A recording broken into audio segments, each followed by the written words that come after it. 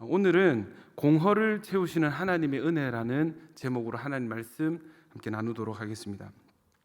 먼저 그림 한번 띄워주십시오. 여러분, 집이죠. 오늘 이 집의 이름은 감정 건물입니다. 우리 내면의 감정 상태를 집으로 표현해 보았습니다. 제 1층에 들어가면은 1층의 이름은 우울입니다.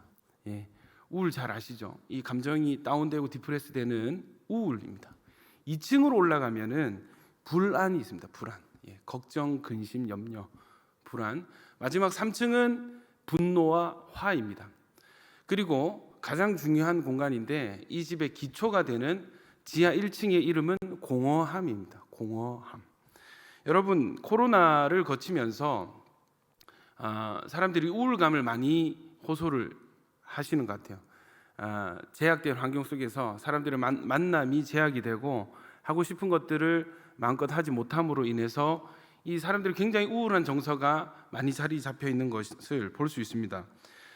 코로나가 아니더라도 사실은 이 갱년기 이후에 이 우울증이라는 이 증세가 제가 어릴 때만 해도 우울증이라는 증세가 없었습니다. 그런 명칭도 없었습니다. 그런데 이게 시대가 가면 갈수록 이 우울증을 호소하는 사람들이 굉장히 많이 느는 것 같습니다. 여러분, 그거 아십니까? 우울증은 단순히 그냥 기분이 다운되고 그냥 의욕이 없는 것을 뜻하는 것이 아니라 이 우울증의 기저에는 분노와 화라는 감정이 자리 잡혀 있습니다. 여러분, 분노는 흔히 다른 사람을 향해서 막 이렇게 쏟아붓는, 막 소리를 지르거나 폭력적인 행위를 하거나 그런 것들을 분노를 하잖아요. 그런데 여러분, 우울도 마찬가지로 이 분노가 기저에 있다는 것 아십니까? 이 주변 사람들을 향하지 못하는 분노, 그래서 내 안에 고여있는 분노는 나의 우울증을 야기하고요, 또 이 분노의 대상이 내가 될 때 자신을 자책하고 책망하는 마음, 나에 대한 화가 있을 때 여러분, 흔히 말하는 감정 기복이 심하다 하는 상태가 되게 되는 것입니다. 심리학자 프로이트는 우울을 분노 감정이 유턴해서 나 자신을 공격하는 것이라고 진단을 했습니다. 그래서 이 우울증을 치료를 하면요, 우울증을 제대로 치료하기 시작하면은 신기하게도 이 분노와 화의 감정이 가라앉게 된다고 합니다. 이 분노와 화의 감정이 걷어지면은 그 다음 등장하는 감정이 바로 불안입니다. 불안은 감정을 나타내는 표현이기도 하지만 이것은 신체의 어떤 반응, 감각적인 문제를 말하기도 해요. 갑자기 가슴이 막 두근거리거나 갑자기 답답함을 호소하거나 원인을 알 수 없는 두통을 느끼거나 이 불면증에 시달리는 그런 경우가 있습니다. 이 공황장애는 갑자기 죽음에 대한 공포와 불안감이 몰려오는 증세인데 이 공황장애의 50% 이상이 우울증을 동반을 한다고 해요. 제가 이거 공부를 하면서 돌이켜 보면은 제가 어릴 때 이 공황장애를 알았던 적이 있습니다. 저희 어머니는 굉장히 기준이 높으시고 엄격하신 분이세요. 저희 아버지는 경상도 상남자입니다. 아버지에게서 사랑한다는 말을 언제 처음 들었냐면 군대 입대해서 훈련소에서 처음 아버지의 이제 편지를 받았을 때 편지 마지막에 아들 사랑해 하는 그 한마디가 제 인생에서 처음 들은 이 아버지로부터 받은 사랑한다는 표현이었습니다. 재밌는 게 머리 빡빡 깎고 막 힘든 훈련을 하는 중인데 아버지 편지를 읽고, 엄마 편지도 아니고 아버지 편지의 마지막 부분 아들 사랑해라는 그 대목을 읽고 제가 오열을 했던 기억이 있습니다. 막 동기들이 왜 그러냐고, 여자친구가 찾냐고 헤어졌냐고. 아버지가 상남자입니다. 그러니까 저 어릴 때부터 높은 기준에 시달렸어요.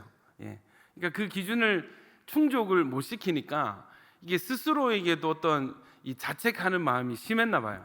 그래서 어느 날 명절에 이 가족들이 다 이제 친가에 모여서 사촌 형들이랑 같이 잠을 자는데 새벽에 갑자기 제가 눈을 떴습니다. 그리고 난 뒤에 이 심장 박동 소리가 엄청 크게 들리는 거예요. 그러면서 어떤 이미지가 떠오르냐면 수도꼭지에서 물이 독독독독 떨어지는데 이것이 이 엄청 큰 종소리가 귀 옆에서 울리는 것처럼 이게 막 물소리가 물이 흐르는 게 아니에요. 그냥 그런 심상이 막 이렇게 하면서 제가 정신 나간 듯이 그래 나는 바보다 하면서 막 소리를 지르고 발작을 했었어요.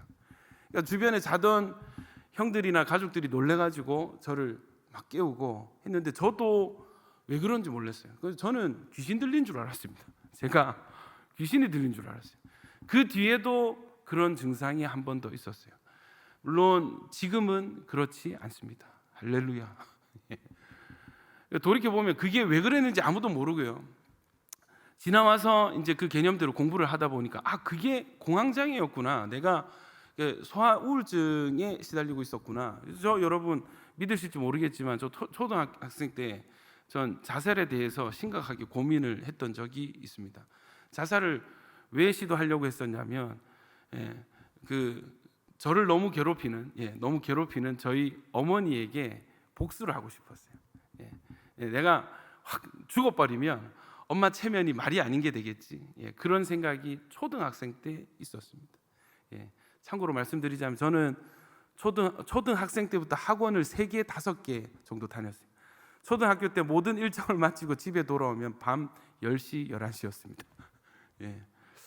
나머지는 여러분의 상상에 맡기도록 하겠습니다. 지나고 보니까 제가 이런 그런 증세가 있었던 것 같습니다. 이 불안을 다른 말로 표현을 하면은 걱정, 흔히 많이들 아시는 단어가 걱정입니다. 슬픔은 나누면 반이 되고 기쁨은 나누면 배가 된다는 말이 있습니다. 여러분, 이 슬픔과 기쁨에 대한 반응은 다 이 과거형이죠. 과거에 방금 막 지나간 슬펐던 일에 대한 반응, 방금 지나간 어떤 기쁨에 대한 반응. 그런데 여러분, 걱정은요 미래형입니다. 예를 들면 이런 것입니다. 걱정 없는 사람이 없습니다. 근데 지금 우리 가족의 미래는 어떻게 할까? 지금 이사를 가야 되는데 이 집이 잘 팔리고 새 집을 구할 수 있을까? 우리 자녀들은 이 학업이 어떻게 진행이 될까? 지금 졸업 시즌인데 졸업 이후에 어떤 회사에 어떤 진로를 선택해야 되지? 지금 우리 가정에 이런 계획들이 있는데 잘 실행이 될까? 사업을 시작했는데 이 사업이 성공할 수 있을까? 안정권에 들어갈 수 있을까? 여러 가지 많은 걱정들이 있습니다. 여러분 대부분 하고 있는 생각들입니다. 그리고 대부분 일반적인 걱정들은 어떤 기도나 또 그리고 스스로를 결단하는 잘 될 거야, 화이팅, 괜찮아질 거야 하는 그런 자기 격려로 어느 정도 완화가 된다고 해요. 그런데 문제는 걱정 중에는 꽤 독성이 강한 것들이 있습니다. 이런 걱정들은 괜찮아 잘 될 거야로 해결이 되지가 않습니다. 이것들이 심해지면은 감당할 수 없는 걱정들이 쌓이게 되면은 이것이 악몽으로 나타나기도 하고 또 여러 가지 신체의 불편한 반응으로 나타나기도 합니다. 갑자기 식은 땀을 흘리거나 갑자기 손이 떨리거나 심장이 두근거리거나 하는 이런 불안 증세가 나타나는 것이죠. 심각해지면 이 약물 치료를 받아야 됩니다. 그런데 여러분 그거 아십니까? 이런 증세가 나타났을 때 약물을 섭취하는 것이, 약물을 먹는 것이, 약을 처방받고 약물로 치료하는 것이 어느 정도 도움은 되지만 이 근본적인 이 불안과 걱정의 사슬은 이 약으로 치료가 될 수가 없습니다. 끊어질 수가 없는 것입니다. 여러분이 1층의 우울감과 이 2층의 불안이 합쳐지기 시작하면은 어떤 증세로 나타나기 시작하냐면 무기력의 형태로 나타나기 시작합니다. 아무것도 하기 싫어지는 것입니다. 아침에 잠에서 깼는데 일어나기가 싫어서 계속 자기 체면을 거는 거예요. 계속 눈을 꼭 감고 나는 조금 더 잠을 자야 돼. 지금 활동하기 너무 귀찮아, 싫어. 더 자야 돼. 라고 해서 일어나지 않습니다. 일과 시간이 돼서 책상에 앉기는 앉았는데 무엇을 해야 될지 몰라서 한참을 멍하게 있는 것입니다. 우리 주부들 같은 경우는 주로 소파에 앉아서 별로 재미도 없는 TV 채널을 하염없이 돌리면서 멍하게 그냥 시간을 때우는 그런 경우가 있습니다. 여러분 무기력의 증세일 수 있습니다. 사람마다요 사용할 수 있는 정신 에너지의 양이 정해져 있다고 합니다. 그런데 이 미래에 대한 불안과 걱정이 나의 정신 에너지의 상당 부분을 갉아먹게 된다면 현재 투입 가능한 이 에너지가 줄어들게 되고 또 이것은 현재의 무기력의 또 다른 원인이 되고 또 이렇게 해서 무기력해진 자신의 모습을 보면서 죄책감을 가지고 자기 비하를 가지게 되는 거죠. 왜 나는 이렇게밖에 못 살까? 왜 나는 오늘 하루를 이렇게밖에 꾸리지 못했을까? 이 또 자기 비하에 들어가고 이것은 또 좋지 않은 결과로 나타나는 악순환으로 빠지게 되는 것입니다. 이 에너지가 소진된 상태가 되면은요, 1층의 우울감은 또 지하 1층의 공허함과 결합을 하면서 새로운 반응으로 나타나는데 이것의 이름은 무의미함입니다. 프랑스 철학자이자 문학가인 알베르토 까미의 시지프 신화라는 책에서 이렇게 이야기하는 대목이 있습니다. 여러분, 이 문학의 장르 중에 허무주의 장르가 있죠. 내가 판단하건대 삶의 의미야말로 질문들 중에서도 가장 절박한 질문이다. 목숨을 버리게 만드는 문제들이나 반대로 살려는 열정을 배가시키는 문제들 말이다. 여러분이 알베르토 까미라는 이 철학가가 뭐라고 했냐면, 삶의 의미야말로 이것을 찾지 못하면 이 목숨을 버리게 만드는 문제가 되면서, 또 이것을 삶의 의미를 잘 찾게 되면은 이 삶에 대한 열정과 의지를 배가시키는 너무 중요하고 절박한 문제다, 이렇게 얘기해요. 이 무의미함이 지속이 되면은 사람은 삶에 대한 의지를 상실하게 됩니다. 이때 자살 충동이 일어나게 되는 것이죠. 많은 우울증, 굉장히 심각한 우울증 환자들이 겪는 마지막 단계가 삶의 무의미함입니다. 살아서 뭐 하나, 내가 이거 해봐서 뭐 하나, 내가 우리 가정에 있어봐야 뭐 하나, 이 허무함이 몰려오는 것이죠.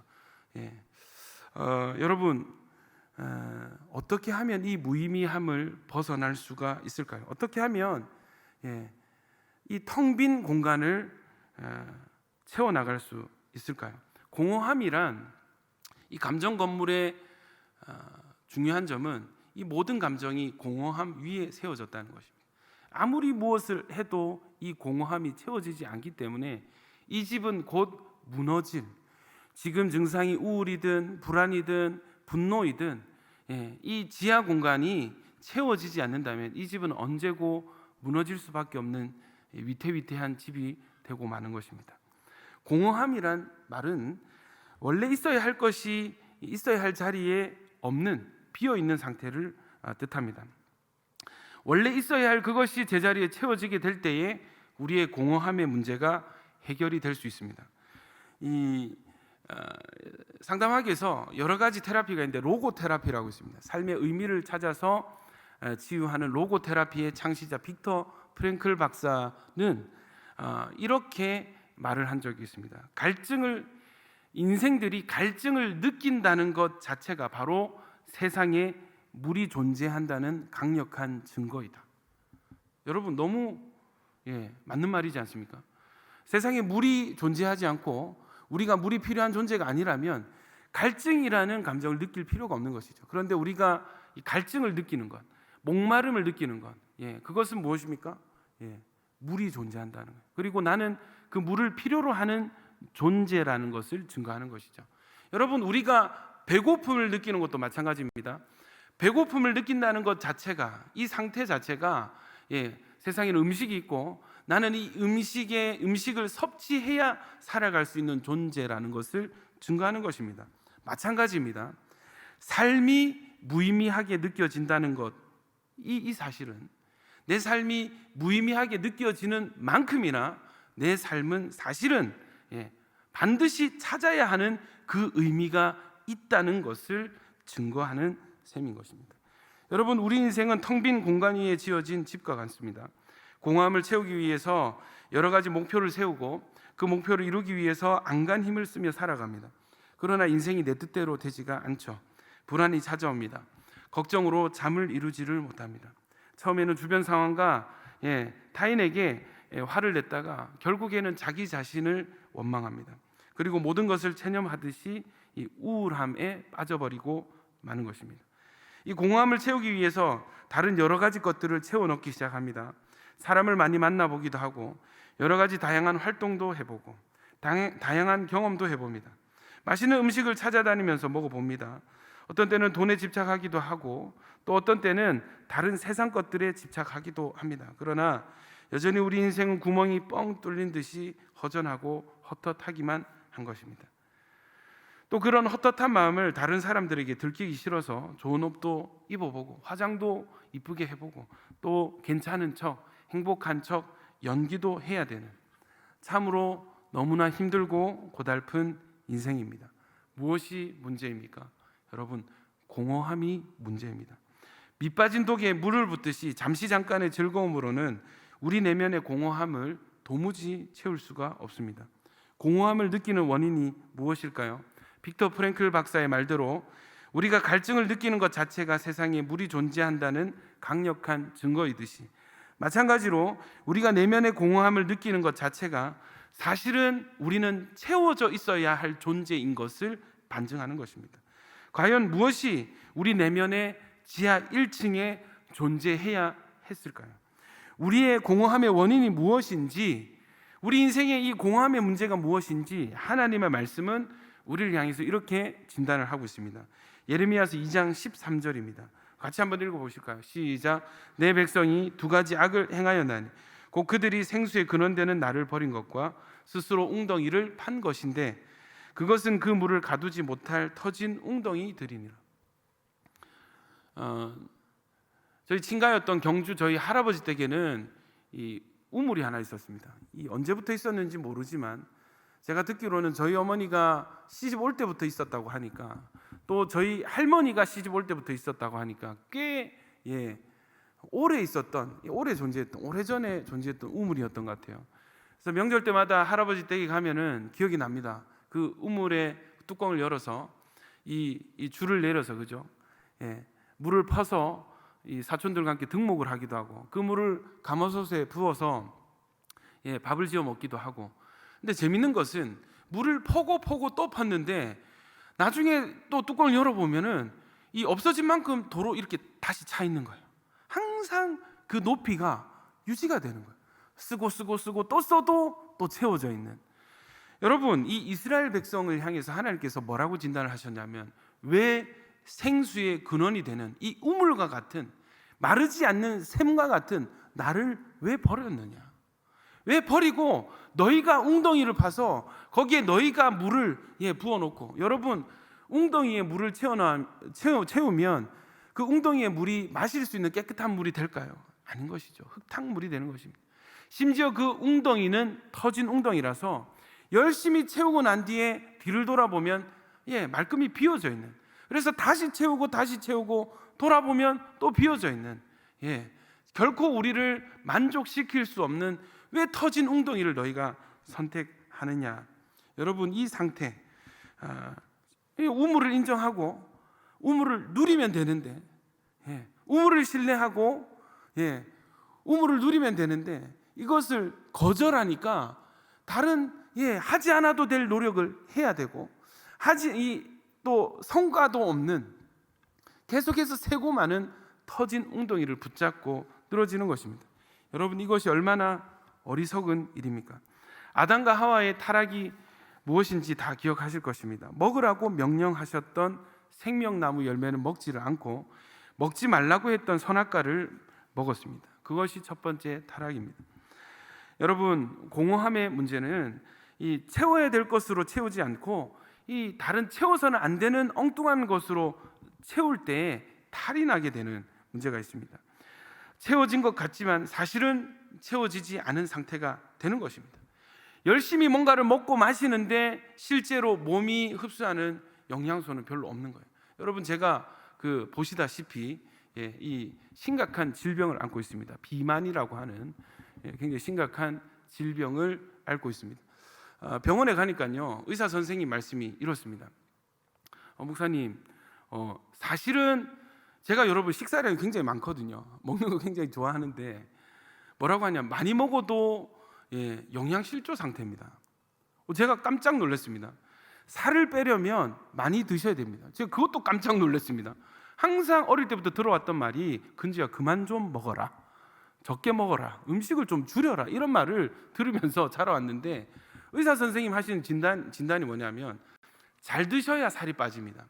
그게 무슨 말인가 하니, 저는 항상 피자, 햄버거, 그죠? 신방 가도 애들이 항상 그런 거 먹거든요. 같이 먹고 또 좋아하고, 또 밤에 야식 라면 끓여 먹고 하니까, 사실 그런 것들이 잠깐의 허기는 채우지만 몸이 흡수하는 영양소는 없는 인스턴트 식품들이잖아요.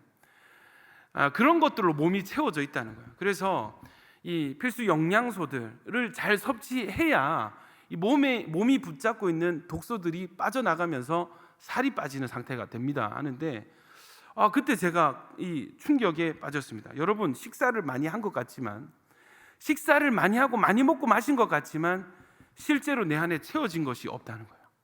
실제로 있어야 될 것이 자리 채워진 것이 아니라 없는 상태가 된 것이죠. 여러분, 우리 인생이 참 그렇지 않습니까? 이것 하면 행복해질 것 같고, 이것 소유하면, 이것 가지면 더 나아질 것 같고. 근데 여러분, 궁극적인 만족이 없는 것입니다. 핸드폰을 바꿨습니다. 이제 3년 만에 핸드폰을 바꿨습니다. 핸드폰을 바꾸니까 이게 얼마나 귀한지, 이 기스가 날까봐 정성스럽게 커버도 씌우고요. 집에 함부로 이게 잘 때 이게 아무 때나 놔두면 이 애들이 밟고 지나갈까봐 일부러 책상에 고이 이렇게 안전한 곳에 이렇게 모셔두고, 아침에 일어나면은 잘 있었니? 근데 여러분, 이게 한 달이 안 가는 거예요. 지금요, 그냥 툭툭 아무 때나 던집니다. 기쁨이요, 영원하지가 않더라고요. 우리 인생은 이 생수의 근원되는 하나님을 버림으로 말미암아서 이 채워지지 않은 것들, 그리고 채워서는 안 될 것들에 집착하는 문제 많은 인생들이 되어버린 것입니다. 여러분, 어떻게 하면 좋을까요? 복음이 있습니다. 참 다행인 것은 우리 하나님께서는 공허함을 싫어하시는 분이세요. 하나님은 비어있는 상태, 목마르고 배고픈 상태를, 이 결핍의 상태를 하나님은 매우 싫어하십니다. 다행히도 하나님은 잘 채워주시는 분이세요. 하나님은 우리를 채우시고 또 가장 좋은 것으로 채우시는 분이십니다. 이 성경의 첫 이야기가 채움으로 시작이 되는 것 알고 계십니까? 창세기 1장 2절 3절, 땅이 혼돈하고 공허하며. 땅이 혼돈하고, 혼돈은 무엇입니까? 무질서의 상태죠. 질서가 결핍된 상태. 그리고 공허하며, 물질이 없는 그 상태. 흑암이 깊음 위에 있고, 흑암은 무엇입니까? 빛의 부재입니다. 빛이 없는 그 상태에 있고, 하나님의 영이 수면 가운데 운행하기 시작하시는 것입니다. 하나님의 영이 이 공간들을 채우기 시작하시는 것입니다. 3절에 하나님이 이르시되 빛이 있으라 하시니 빛이 있었고, 이 흑암과 혼돈과 무질서의 상태에 하나님께서 빛을 채워 넣는 것으로 성경이, 인류의 역사가 시작이 되는 것입니다. 여러분, 복음이 있습니다. 하나님은 채우시는 하나님이십니다. 아멘이십니까? 생수의 근원을 상실해서 목마름으로 기갈하고 생명나무 열매를 먹지 못해서 죽어가는 인생을 사는 우리에게 하나님께서 주신 구원의 길은 우리의 목마름과 배고픔을 해결해 주시고 채워 주신다는 약속입니다. 구약에서부터 하나님께서 계속해서 내가 채워줄게, 먹여줄게, 마시게 해줄게 약속을 하셨습니다.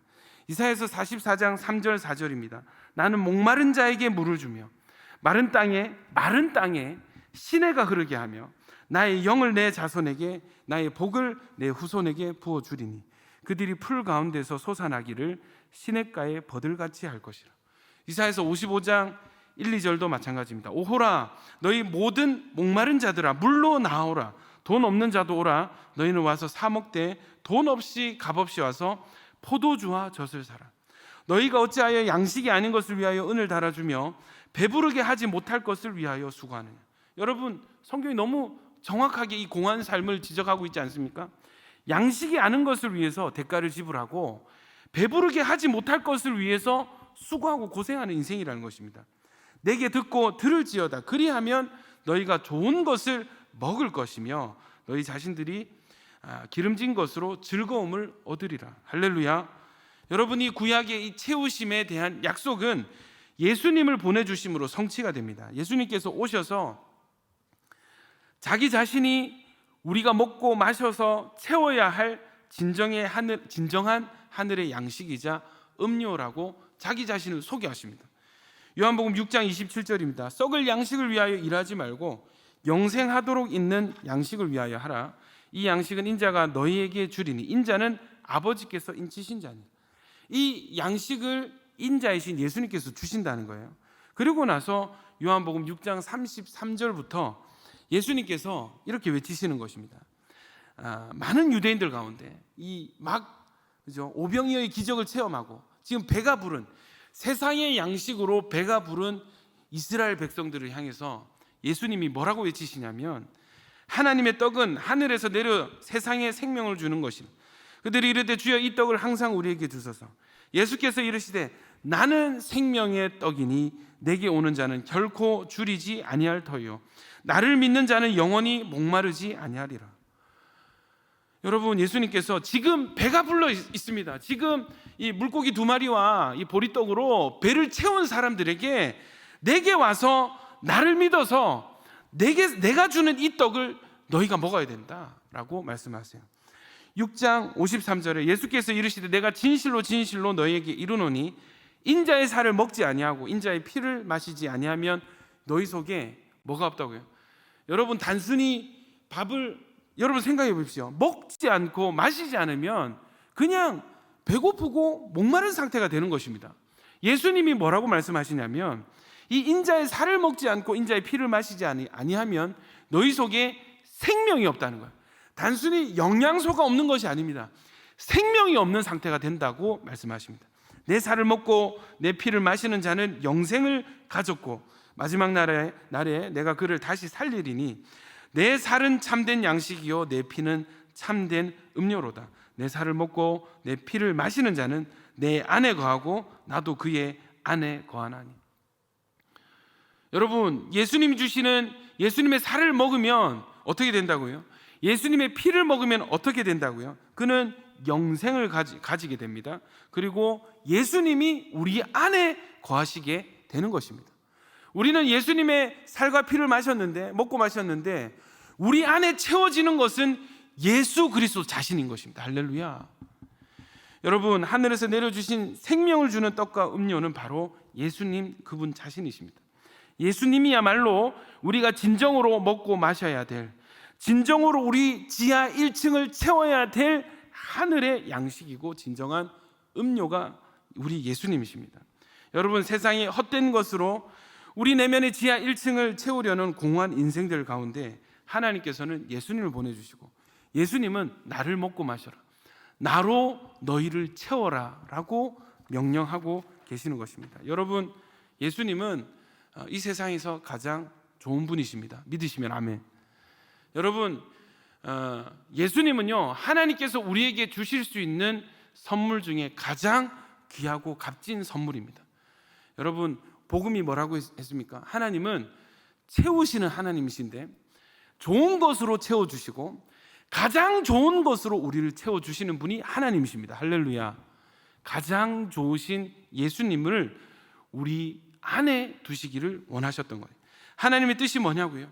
하나님의 뜻은 우리 안에 예수로 가득 채워지는 것을 하나님이 원하신다는 것입니다. 여러분, 우리가 말씀을 묵상하는 이유가 무엇입니까? 예수님으로 나를 채우기 위해서입니다. 우리가 이 피곤한 시간에 예배 자리에 나오는 이유는 무엇입니까? 예배라는 행위를 하기 위해서 아니죠. 이곳에서 예수님을 먹고 마시기 위해서.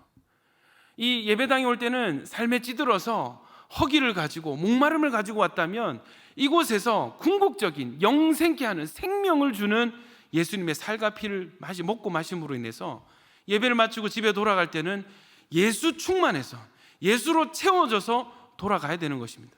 여러분, 그것이 예배의 목적입니다. 예배가 끝이 났는데 말씀을 읽고 기도를 했는데 여전히 우리 안에 공허함이 있어서 뭔가 영상을 찾는다거나 뭔가 다른 어떤 것들이 고프다거나 한다면 여러분, 그 예배는 예수로 채워진 예배가 될 수가 없는 것입니다. 아무리 성경을 많이 읽어도요, 여러분, 이 성경을 말씀을 통해서 우리가 예수님을 공급받지 못하면, 예수님을 채우지 못하면 그것은 그냥 단순히 성경을 읽는 행위밖에 되지 않는 거예요.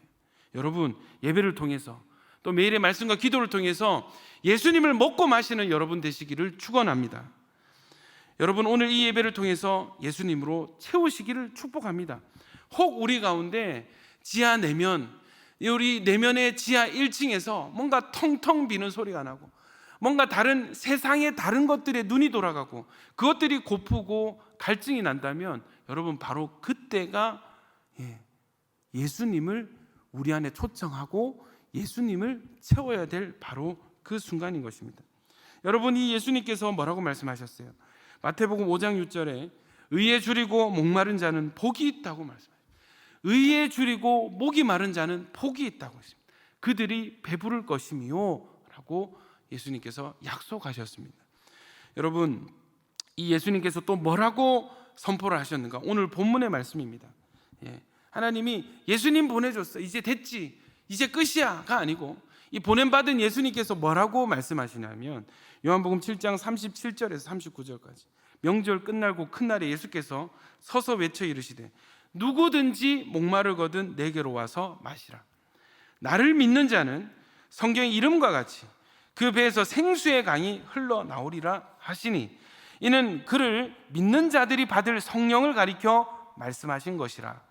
여러분, 예수님을 믿는 것이, 여러분, 예수 믿는 것이 이꼴 우리 배에서 생수의 강이 흘러 넘쳐나는 것을 의미하는 것입니다. 할렐루야. 여러분, 우리에게 예수님 주시고 예수 믿는 믿음 주신 것은, 이 하나님의 뜻은요, 온전하신 뜻은 예수를 믿음으로 말미암아서 우리 배에서 생수의 강이 흘러 넘쳐나는 것입니다. 할렐루야. 여러분, 하나님께서 예수님으로 우리에게 채워주셨고 예수님은 성령님을 우리에게 보내주셔서 우리를 채워주십니다. 채우지 말아야 될 것이 있죠. 에베소서 5장 18절 술 취하지 말라 이는 방탕한 것이니 오직 성령으로 충만함을 받으라. 같은 액체가 아닌 것입니다. 술은 채우면 안 되는 것이고 생수의 강이 되는 성령의 충만함을 받으라 하는 것입니다. 여러분, 우리 생수의 강이 우리 배에서 흘러 넘쳐날 때 우리 인생의 공허함이 끝이 나게 되는 것입니다. 우리 인생이 언제 살아나게 됩니까? 예수님을 먹고 마실 때, 성령 충만함을 경험할 때, 단순한 예배가 아니라, 그냥 말씀과 기도가 아니라, 그냥 경건 생활이 아니라 예수님의 말씀과 예수님의 영을 충만히 채워 나갈 때에 우리는 우리에게 주신 영생을 누리게 되는 것입니다. 예수를 믿는 것은 예수님으로 채우는 것입니다. 예배를 드린다는 것은 예수님을 먹고 마시는 것입니다. 여러분, 교회는 거대한 영적인 급식소가 되는 것입니다. 다가오는 29일 온축 가운데 여러분, 세상에서 기갈하고 이 내면의 지하 1층을 채우지를 못해서 여전히 목말라하고 배고파하는, 뭔가 하고 또 하고 먹고 또 마시고 해도 도무지 만족함이 없는 그 영혼들이 온천교회에 가득 채워져야 될 줄로 믿습니다. 여러분, 이 온천교회에 채워진 그 기갈한 영혼들 가운데 하나님께서 하늘의 양식과 성령 예수의 영으로 그들을 채워주실 줄 믿습니다. 여러분, 이것을 위해서, 이 역사가 일어나기 위해서 우리가 지금 일주일 동안 새벽을 깨우고 있는 것 아니겠습니까? 여러분, 기도할 만한 가치가 있는 줄로 믿습니다. 여러분, 우리 개인 자신을 보아서도 마찬가지입니다. 예수님으로 채워지면 채워질수록 우리 몸속에 있는 세상의 독소들이 빠져나가게 되고 우리 몸속에 예수의 생명으로, 영생으로 가득 차게 될 줄로 믿습니다. 여러분, 성경의 마지막은 마찬가지로 이 채움으로 끝을 맺고 있다는 것 아십니까? 계시록 7장 16절에 그들이 다시는 줄이지도 아니하며 목마르지도 아니하고 해나 아무 뜨거운 기운에 상하지도 아니하리니 이는 보좌 가운데 계신 어린 양이 그들의 목자가 되사 생명수 샘으로 인도하시고 하나님께서 그들의 눈에서 모든 눈물을 씻어 주실 것입니다. 계시록 22장 17절입니다. 우리 같이 한번 읽을까요? 시작. 성령과 신부가 말씀하시기를 오라 하시는도다. 듣는 자도 오라 할 것이요 목마른 자도 올 것이요 또 원하는 자는 값없이 생명수를 받으라 하시더라. 할렐루야. 여러분 지금 예배 드리시는 이 교회 이름이 온천교회입니다. 죄송합니다. 저 온천교회 이름 처음 들었을 때 비웃었습니다. 어떻게 교회 이름이 온천교회가 되지? 그 온천동이 있는 줄 몰랐어요. 저는 온천장 지역이 있다는 것을 몰랐습니다. 그래서 온천교회라는, 그때 처음 들었던 생각이, 아니 교회 건축을 하다 온천이 터졌나? 그래서 이 교회 수돗물을 틀면 다 온천이 나오나? 그렇게 생각을 했더란 말이죠. 온천장 지역에 있는 온천교회. 그런데 여러분, 이 온천은요 사람을 살리고 치유하는 물인 줄 믿습니다. 여러분, 온천교회 이 이름값만 해도 여러분 이 지역을 살릴 줄로 믿습니다. 이것을 위해서 무엇입니까? 우리 온천교회 모든 성도님들이 이 예배 때 온천교회 모든 예배를 통해서 예수님을 공급받고 예수님을 채워나갈 때 이 동네 온천장 지역, 이 로컬 처치로서의 생명수 샘의 역할을 감당하는 온천교회, 그리고 여러분 모든 성도님들 되시기를 예수님 이름으로 축복합니다.